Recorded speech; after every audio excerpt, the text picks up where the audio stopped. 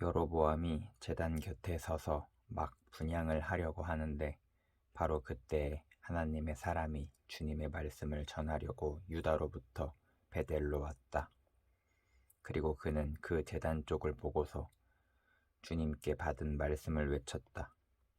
제단아, 제단아, 나 주가 말한다. 다윗의 가문에서 한 아들이 태어난다.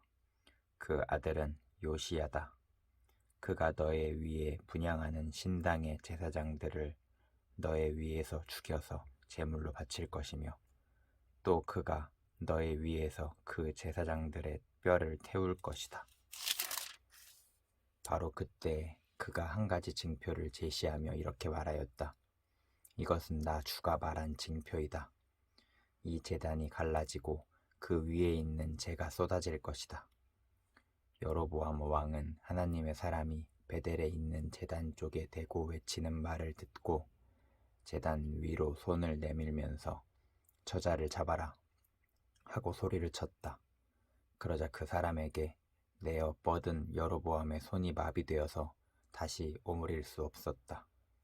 그리고 곧 이어서 하나님의 사람이 주님의 말씀으로 제시한 징표대로 그 제단은 갈라지고 그 제단으로부터는 재가 쏟아져 나왔다. 그러자 왕은 하나님의 사람에게 제발 그대의 주 하나님께 은총을 빌어서 내 손이 회복되도록 기도하여 주시오 하고 청하였다. 하나님의 사람이 주님께 은총을 비니 왕의 손이 회복되어서 예전과 같이 되었다. 이에 왕은 하나님의 사람에게 말하였다. 나와 함께 집으로 가서 피곤을 풀도록 합시다. 그대에게 선물도 주고 싶소. 그러나 하나님의 사람은 왕에게 이렇게 말하였다. 비록 임금님께서 저에게 왕실 재산의 절반을 주신다고 하여도 나는 임금님과 함께 갈 수 없습니다.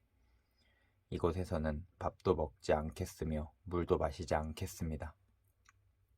주님께서 나에게 명하시기를 밥도 먹지 말고 물도 마시지 말고 온 길로 되돌아가지도 말라고 하셨습니다. 그런 다음에 그는 베델에 올 때에 온 길로 돌아가지 않고 다른 길로 돌아갔다. 그 무렵에 늙은 예언자가 베델에 살고 있었다. 그의 아들들 가운데 하나가 와서 그날 베델에서 하나님의 사람이 한 일과 그가 왕에게 말한 내용을 모두 아버지에게 말하였다. 그러자 그들의 아버지가 그들에게 그가 어느 길로 돌아갔느냐 하고 물었다. 그의 아들들은 유다로부터 온 하나님의 사람이 돌아간 길을 말하였다. 그 말을 듣고서 그들의 아버지는 곧 그의 아들들에게 말하였다. 내가 타고 갈 나귀의 안장을 얹어다오. 그들이 아버지가 타고 갈 나귀의 안장을 얹으니 그는 나귀를 타고서 하나님의 사람을 뒤쫓아갔다. 마침내 그는 상수리 나무 아래에 앉아 있는 하나님의 사람을 보고 물었다. 그대가 유다로부터 온 하나님의 사람이요? 그러자 그가 대답하였다. 그렇습니다. 그는 하나님의 사람에게 말하였다. 함께 우리 집으로 가서 무엇을 좀 잡수시고 가시지요. 하나님의 사람은 대답하였다. 나는 노인 어른과 함께 돌아가서 노인 어른의 집에 들어갈 수 없습니다. 또 이곳에서는 누구와 함께 밥을 먹어서도 안 되고 물을 마셔도 안 됩니다. 주님께서 나에게 명하시기를 여기에서는 밥도 먹지 말고 물도 마시지 말고 온 길로 되돌아가지도 말라고 하셨습니다. 그래서 그는 하나님의 사람에게 이렇게 말하였다. 나도 그대와 같은 예언자요. 주님께서 천사를 보내셔서 나에게 말씀하시기를 그대를 내 집으로 데리고 가서 밥도 대접하고 마실 물도 대접하라고 하셨소. 그런데 그것은 거짓말이다. 이렇게 해서 하나님의 사람은 이 늙은 예언자와 함께 가서 그의 집에서 밥을 먹고 물도 마셨다. 그들이 이렇게 식탁에 함께 앉아 있는데 주님의 말씀이 하나님의 사람을 데려온 그 예언자에게 내렸다. 그는 유다에서 온 그 하나님의 사람에게 이렇게 외쳤다. 주님께서 말씀하십니다. 당신은 주님의 말씀을 어기고 당신의 주 하나님께서 당신에게 말씀하신 명령을 지키지 않았습니다. 당신은 주님께서 밥도 먹지 말고 물도 마시지 말라고 말씀하신 곳에서 밥도 먹고 물도 마셨습니다. 그러므로 당신의 주검은 당신 조상의 무덤에 묻히지 못할 것입니다. 그 늙은 예언자는 하나님의 사람이 밥을 먹고 물을 마신 뒤에 나귀 등에 안장을 얹어 주었다.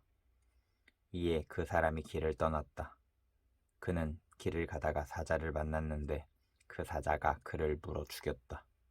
그리고 그 주검은 길가에 버려두었으며 나귀와 사자는 그 주검 옆에 서 있었다.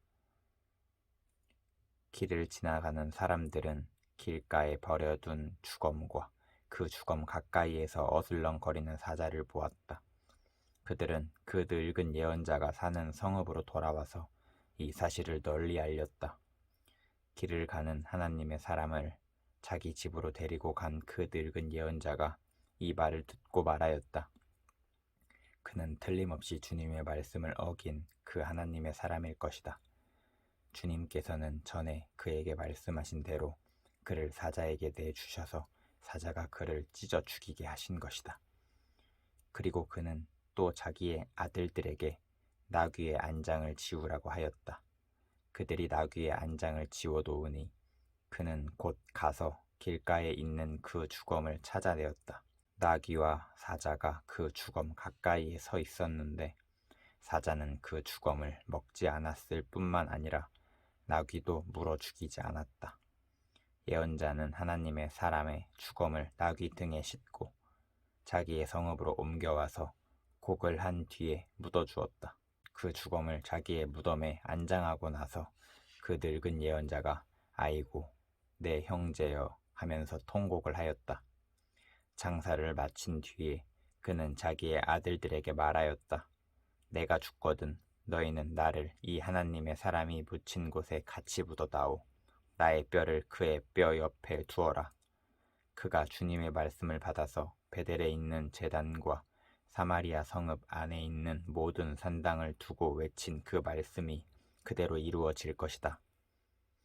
이런 일이 생긴 뒤에도 여로보암은 여전히 그 악한 길에서 돌아서지 아니하고 오히려 일반 백성 가운데서 원하는 사람은 누구든지 산당의 제사장으로 임명하였다.